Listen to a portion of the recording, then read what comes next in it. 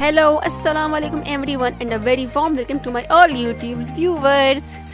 Yes, तो आज हम लोग बनाने जा रहे हैं मदर डे स्पेशल केक, वो भी सिर्फ और सिर्फ 3 चीज़ों के साथ। तो देखते रहना है आपने हमारी वीडियो और सब्सक्राइब करना है चैनल को।